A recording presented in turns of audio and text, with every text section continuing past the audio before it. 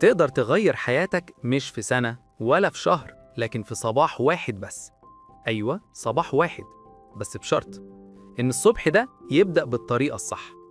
أغلب الناس بتصحى عشان تعيش يومها بالعافية، بس الناس اللي بتنجح بتصحى عشان تخلق. في الفيديو ده هنسمع حكاية جيم رون، رائد التنمية البشرية الواقعية، بيقول لنا إيه. هقولك على 4 طقوس صباحية تقدر تحولك من إنسان عادي لمغناطيس نجاح. وفي الآخر في مهمة عملية هتغير لك ال 24 ساعة الجايين. كنت دايما بقول ما تبدأش يومك قبل ما تكون خلصته على الورق، ودي ما كانتش جملة لطيفة كده وخلاص، دي كانت قاعدة اتعلمتها وأنا لسه بدفع ديون، مستخبي من صاحب البيت، وبسأل نفسي يا جيم أنت بتعمل إيه في حياتك؟ ساعتها اكتشفت الناس اللي بتنجح واللي بتفشل بيصحوا تقريبا في نفس الميعاد، بس الفرق واحد بيبدأ اليوم ماسكه من قرونه، والتاني اليوم هو اللي ماسكه من رقبته. الفرق في أول ساعات بعد ما تصحى، وده هو اللغز. أغلب الناس عايزين يتغيروا، بس بيبدأوا صباحهم بنفس طريقة امبارح. يصحوا، يمسكوا الموبايل، يبلعوا شوية معلومات وينزلوا اليوم جري كأنهم أرانب في الغيط. لا معاهم خريطة ولا هدف ولا بوصلة جواهم. وبعدين يسألوا ليه لسه ما حققتش حاجة؟ ليه اليوم بيخلص كده من غير أي إنجاز؟ كنت عندي 25 سنة ومكسور من كل ناحية، مادياً وعاطفياً ونفسياً، لحد ما قابلت راجل غير طريقة تفكيري، مرشدي مستر مارتن. سألني يا جيم بتبدأ يومك إزاي؟ قلت له بصدق بقوم أجهز بسرعة للشغل والباقي على الله. بصلي، ابتسم وقال أهو ده السبب، اللي ما عندوش انضباط صباحي زي المركب من غير دفة. من اليوم ده بدأت أبني صباحي طوبة طوبة، وتخيل كل حاجة اتغيرت، مش فجأة بس كل يوم شوية، لحد ما الدنيا اختلفت تماما. لأن في هدوء الصبح بيتصنع الإنسان، في الطقوس بيتولد الإيمان بالنفس، وفي الانضباط الهادئ بيتكتب القدر العظيم. قلتها لآلاف الناس حوالين العالم، لو ما سيطرتش على صباحك مش هتقدر تسيطر على حياتك. والنهاردة هنتكلم عن 4 طقوس صباحية أنا شايفها الأساس المتين لحياة منتجة وملهمة ومليانة خير. بس قبل ما أقولك عليهم عايزك تجاوب نفسك بصراحة، أنت يومك بيبدأ إزاي؟ مش على الورق، لأن اللي أنا متأكد منه 1000% إن النجاح عمره ما بيجي صدفة، هو نتيجة أفعال بسيطة بتتكرر كل يوم. ما ينفعش تكون فوضوي الصبح وتطلب من اليوم يديك سلام وفلوس ونجاح، مش كده بتتعمل. العادات الحكيمة هي أساس الشخصية القوية، وأول ساعات بعد ما تصحى هي المفتاح اللي بيبني بيه الإنسان نفسه.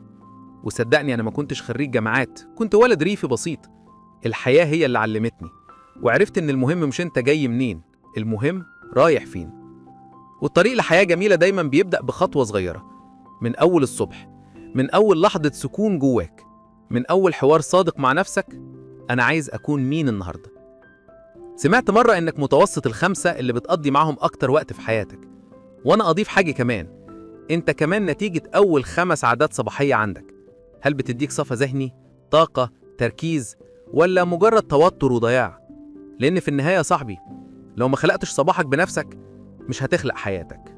ده السر اللي عايز أشاركك بيه، فكمل معايا للنهاية، لأن النهاردة مش هنتكلم عن 4 طقوس وبس، إحنا هنعمل حاجة ممكن تغير مش بس صباحك، لأ، يمكن تغير حياتك كلها. وفي الآخر هديك مهمة بسيطة، بس لما تعملها الصبح هتبدأ تبقى الشخص اللي كنت دايما نفسك تكونه. الطقس الأول، الصمت الداخلي، أو زي ما بحب أسميه هدوء الصبح. ابدأ يومك في سكون مش في دوشة العالم. دايما كنت بقول قبل ما الدنيا تكلمك كلم نفسك، وده مش كلام شعري، دي انضباط. لأن أول ما بتصحى العالم بيزعق في ودنك، موبايلك، الأخبار، الرسايل، كلهم عايزين يدخلوا دماغك.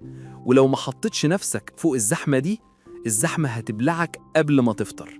عشان كده أول طقس عندي هو الصمت، من 10 ل 15 دقيقة مفيش فيها ولا استهلاك، لا من بره ولا من جوه. ممكن تحسها حاجة بسيطة، بس الحقيقة دي لحظة روحية بتشحنك من جوه. في اللحظات دي بترجع تمسك نفسك بإيدك، مش بتجري، مش بترد، بس بتلاحظ.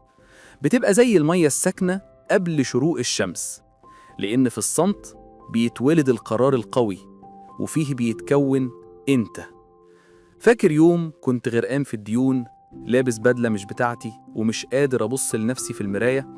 صحيت بدري جدا، مش لأني متحمس، لأني مش قادر أنام من كتر الإحباط. قعدت على الكرسي من غير مزيكا، من غير موبايل، من غير هروب. وساعتها لأول مرة من زمن سمعت صوتي. الصوت ده قال لي: لو ما اتغيرتش مفيش حاجة هتتغير. الجملة البسيطة دي ما جاتش من بره، جات من جوه. كتبتها على ورقة وكانت أول سطر في حياة جديدة. ومن اليوم ده بقيت أحرص أول لحظات بعد الصحوة كأني أسد بيحمي ولاده. ما سمحتش لأي حد ولا لأي إشعار يدخل فيها، لأن اللحظات دي هي اللي بتقرر هتكون مين النهاردة، ضحية ولا صانع، تابع ولا قائد، ظل ولا نور. مرشدي مستر مارتن قال لي مرة: لو سبت الدنيا العشوائية تصمم صباحك، ما تستغربش لما تصمم لك حياتك كمان. وكان عنده حق. كل الناس اللي شفتها ناجحة، مليونيرات، قادة، مبدعين، عندهم حاجة واحدة مشتركة: ما بيبدوش يومهم بزحمة، بيبدوه في صمت وصفا وحالة داخلية من الوضوح. طب وانت بتبدأ يومك ازاي؟ بتدوس سنوز 3 مرات؟ بتفتح الموبايل؟ بتشيك الأخبار؟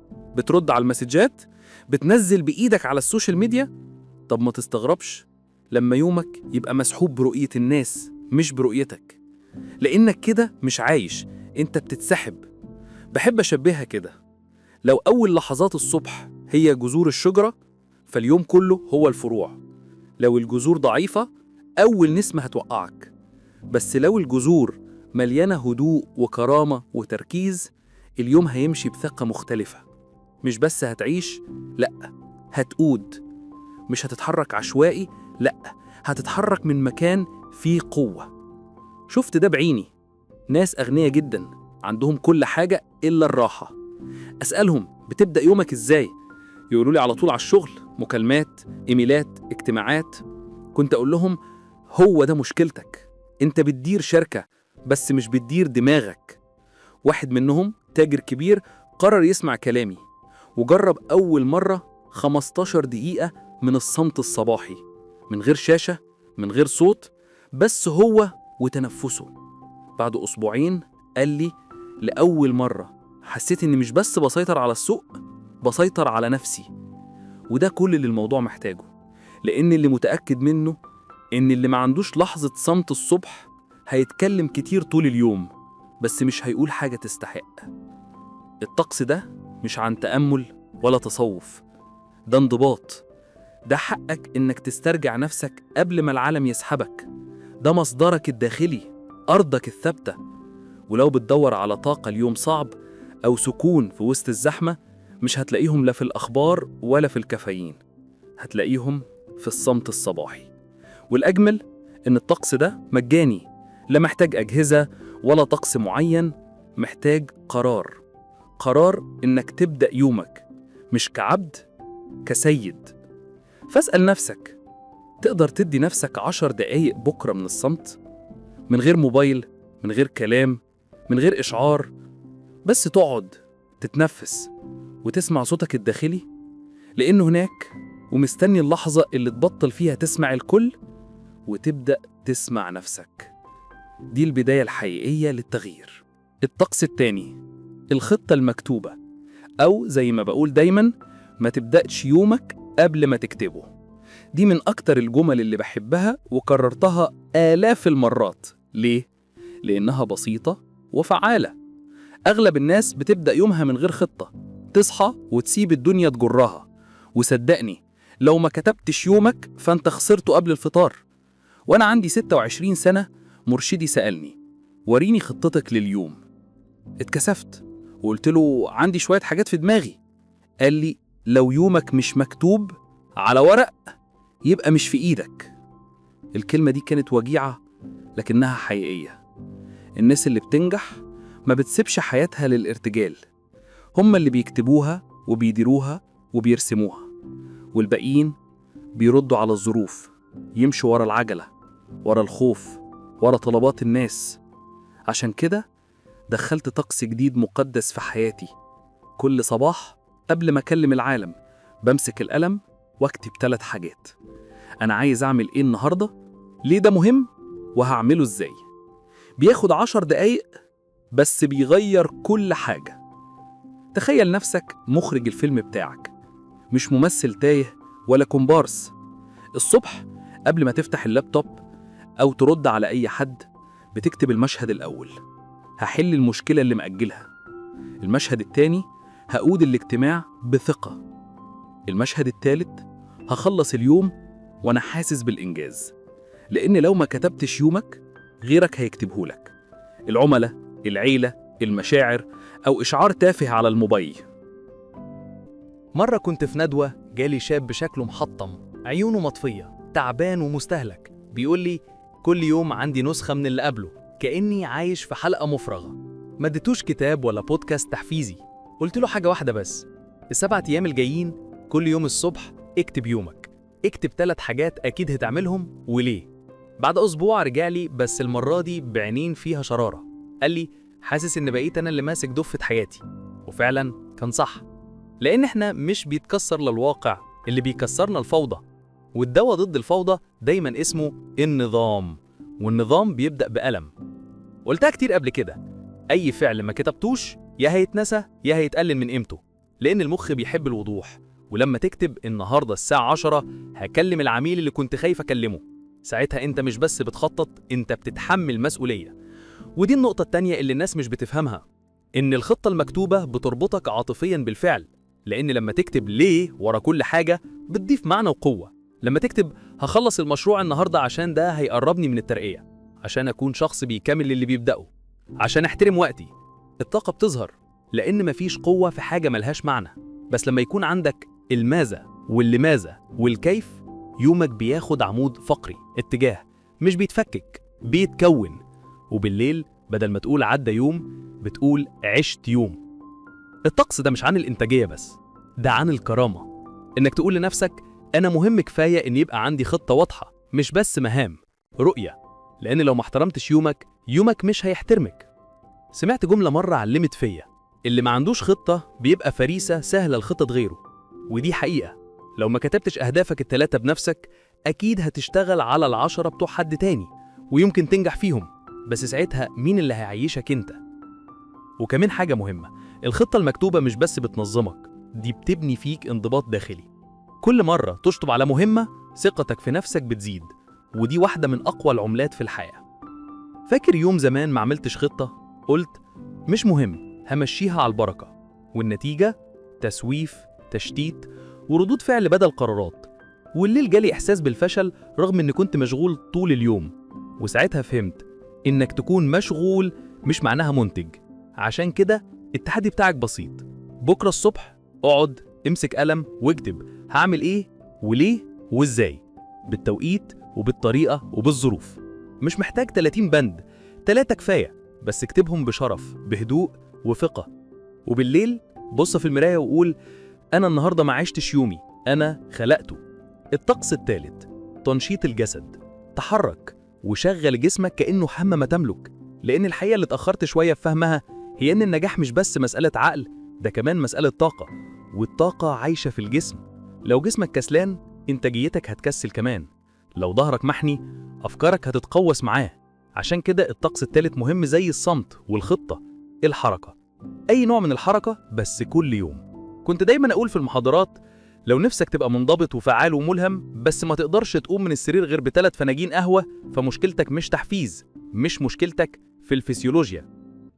في بداية تغييري كنت مركز على الفلسفة والأهداف والعادات، بس كنت حاسس إني متعطل، لحد ما صاحبي الرياضي قال لي وجسمك يا جين بتفكر كتير بس بتتحرك. وساعتها استوعبت الكارثة، بقيت ذكي بس ضعيف. ودي تركيبة خطيرة جدا جدا.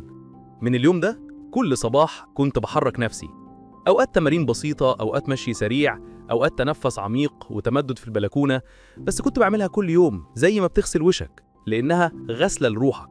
الحركة مش رفاهية، دي وقود، لأن الطاقة بتتولد من الحركة، والطاقة هي العملة الحقيقية للإنتاجية. الناس تقول ما عنديش دافع، وأنا أقول ما عندكش أكسجين، لأن مخ من غير دم متجدد عمره ما هيتحمس، جسم ما بيتحركش عمره ما هيولد إرادة. عندي معادلة بسيطة، جسم أفضل بيساوي طاقة أكتر، بيساوي قرارات أحسن، بيساوي نتائج أحسن، بيساوي ثقة أكبر، بيساوي أفعال جديدة. وكل ده بيبدأ بالجسم، باللحظة اللي تصحى فيها وتقوم. مرة جالي شاب بيقول لي أنا عايز أتغير بس ما أقدرش أعمل حاجة قبل 11 الصبح، يومي كله بيبدأ وأنا بلحق. سألته بتبدأ إزاي؟ قال لي بقوم قهوة موبايل. قلت له بكرة الصبح من غير قهوة ولا موبايل، 5 دقايق بس، امشي اتحرك، مش عشان اللياقة، عشان نفسك. وبعد أسبوع رجع لي شاكرني، مش عشان خس ولا بقى رياضي، لكن لأنه حس بالحياة قبل الفطار. الطقس ده مش عن عضلات ولا شكل، ده عن الإشارة اللي بتبعتها لنفسك أول ما تصحى. أنا حي، أنا بتحرك، أنا ماسك الدفة. لأن أول ما تتحرك الحياة ترد تقولك تمام أنا معاكي. لكن لو فضلت نايم الحياة هتسيبك وراها. مش بطلب منك تبقى عداء ماراثون، بس بطلب منك تتعامل مع جسمك كحليفك، مش كعبء، مش كزنزانة، مش كأداة نجاة، كمنظر للطاقة.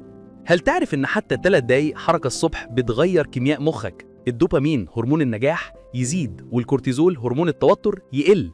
ساعتها انت مش بس بتتحرك، انت بتستعد تكسب. روتين الشخصي بسيط: 3 دقايق مشي في أوضة، 3 دقايق تمدد أو تمارين خفيفة، 3 دقايق تنفس عميق، شهيق 4 ثواني، حبسه 4، زفير 6. بعدها انت شخص تاني، مش صاحي، واعي، وعارف ان بعضكم بيفكر طب ولو تعبان ولو ما نمتش كفاية؟ وهنا الرد، هو ده بالظبط ليه محتاج تعملها. لأن الجسم مش آلة، ده نار، والنار دي لازم تتولع مش لما نفسك فيها، لا لما تحتاجها. لأن الحقيقة الثابتة هي إن النجاح مش إنك تبقى مرتاح، النجاح إنك تقدر تولد القوة حتى وإنت مش عايز.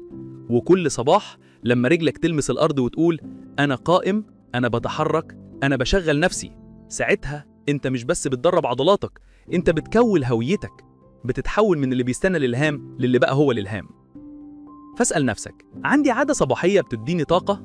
لو لأ، بكرة هو الوقت المناسب تبدأ، مش الاتنين، مش لما المزاج يتحسن.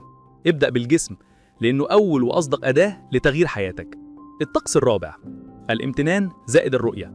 تخيل الشخص اللي نفسك تبقى عليه، وكن ممتن للشخص اللي انت عليه دلوقتي.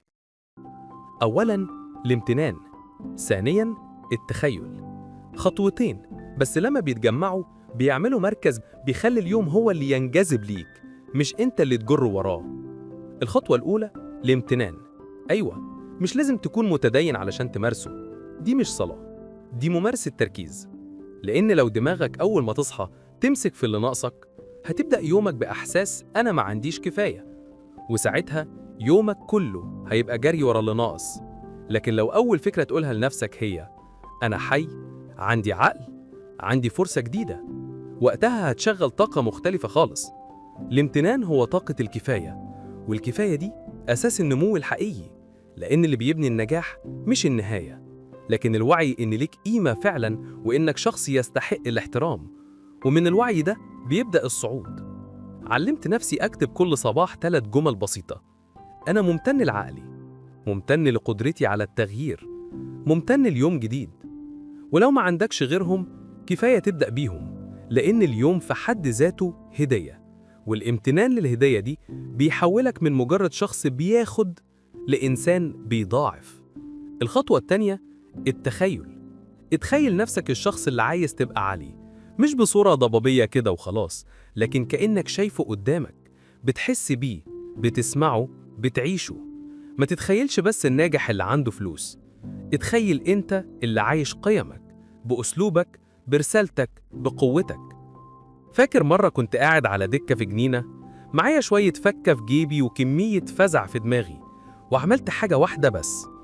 اتخيلت نفسي على المسرح ماسك مايك، الناس بتضحك، بتفكر، وشاب جاي يقول لي شكراً، كلامك غير فيا حاجة. وساعتها رغم إني كنت مديون ومكسور في الواقع، الصورة دي ادتني جناحات. من اليوم ده بقيت أخصص 10 دقايق كل صباح أتحيل فيها مش أنا عايز إيه، لكن أنا عايز أبقى مين.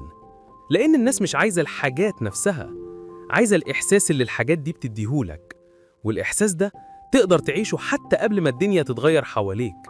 اتخيل نفسك بصوت فيه كرامة، وقلبه مطمن، وقراراته وراها هدف، وعينه فيها قوة.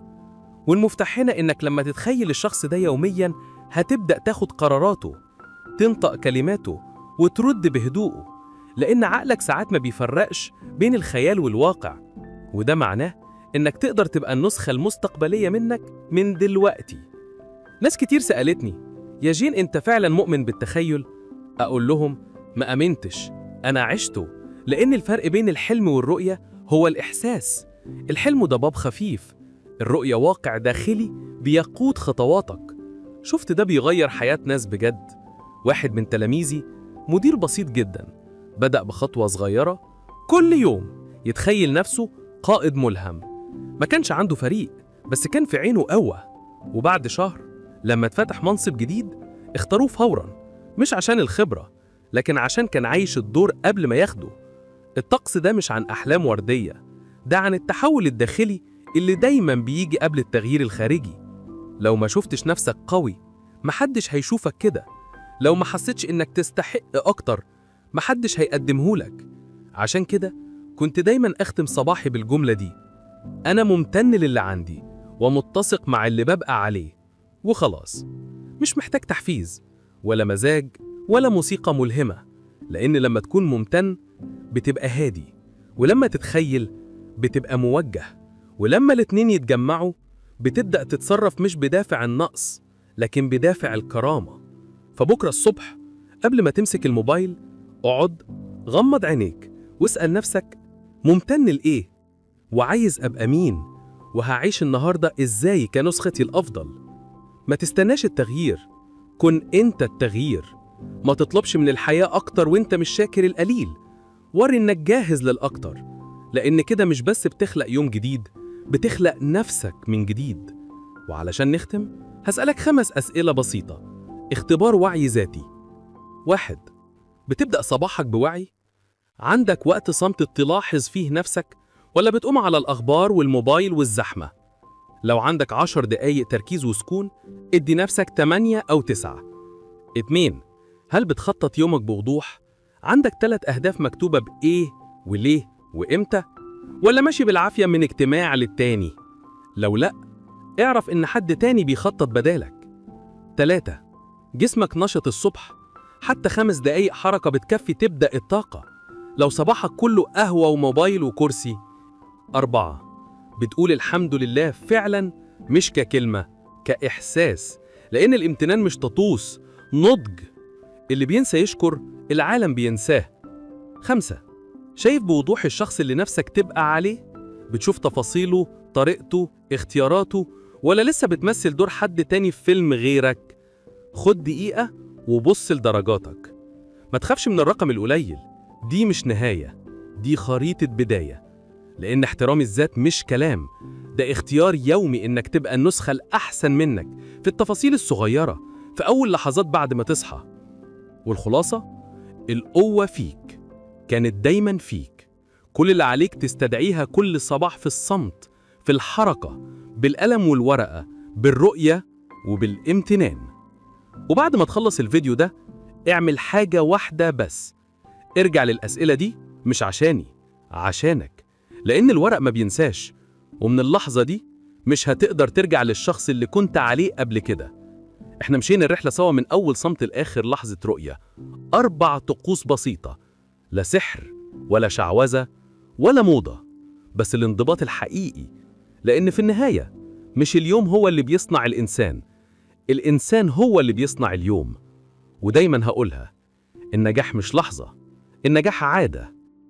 والعادة يا صديقي ما بتبدأش من تقويم ولا من وعد كبير، بتبدأ من قرار صغير، إنك تصحى وتبدأ تكون الإنسان اللي نفسك تبقى عليه قبل حتى ما تفطر. لو كلام النهاردة لمس فيك حاجة ما تستناش، بكرة مش يوم جديد، لا، ده فرصة جديدة، بداية جديدة. وكل اللي محتاجه فعلا معاك بالفعل: عقل بيفكر، جسم بيتحرك، ألم، شوية دقايق من الصمت، نفس عميق، وقرار واحد، قرارك انت. اكتشفت مع الوقت ان المهم مش فين واقف دلوقتي، المهم رايح على فين. ولو بدأت بكرة تتحرك مش بعشوائية لكن بوعي، هتلاقي كل يوم بيقربك خطوة من الهدف اللي نفسك توصله. فاكر المعادلة؟ 10 دقايق من الصمت وتسمع نفسك، 10 دقايق بالقلم ويومك ياخد اتجاه، 5 دقايق حركة ومخك ينور، 3 دقايق امتنان وتخيل وقلبك يتوازن، والباقي مجرد نتيجة. فدلوقتي هسيبك بس مع سؤال واحد: مستعد تعيش بكرة مش كأنه يوم عادي لكن كقائد؟ لأن السفينة موجودة والبوصلة كمان، فاضل بس تفتح الشراع. ولو الفيديو ده لمس فيك حاجة أو علمك حاجة، اعمل حاجة بسيطة: دوس لايك. دي طريقتك تقول شكرا، وطريقتك كمان تخلي الرسالة دي توصل لحد ممكن تكون هتغير له حياته. واشترك في القناة لو عايز دايما جرعة وعي حقيقية، بلا بغجة بلا دوشة، بس عمق وصدق. هنا احنا مش بنتأثر وبس، احنا بنتعلم نعيش صح. واكتب لي في الكومنتس انهي طقس فيهم حسيته اكتر، انهي عادة صباحية ناوي تبدأ بيها بكرة، او يمكن عندك طقس خاص نفسك تشاركه. يمكن كلمتك تبقى سبب ان حياة حد تتبدل، لان مؤمن ان فكرة واحدة في اللحظة الصح ممكن تغير مصير انسان. يمكن الفكرة دي كانت هنا النهاردة. ما تبدأش يومك قبل ما تكتبه على الورق، ما تنزلش في فوضى قبل ما تلاقي سكونك، وما تنساش أحسن صباح هو اللي انت بتطلع فيه نسخة أحسن منك. أشوفك في الفيديو الجاي، وافتكر انت مش متفرج على الحياة، انت مؤلفها. اصحى يا صاحبي من بدري، خلي يومك يبدأ بالنور. لم نفسك من فوق سريرك وابدأ الحكاية بالسطر ده. اكتب يومك بالقلم مش بالهوى ولا بالصدف. قول يا رب أنا حي النهاردة، وافتح لحياتك 1000 باب. 5 دقايق حرك جسمك وافتح نفسك بالحياة. دوق الهوى واشكر نعمتك، واقبل على يومك برضا. سيب الموبايل واسمع صمتك، فيها تسمع صوتك ده. قول لنفسك مش هتابع، أنا اللي أرسم خطوتي. النجاح عادة مش كلام، بتبدأ بنفس وإرادة. وكل يوم فيه امتحان يظهر فيه أصل القيادة.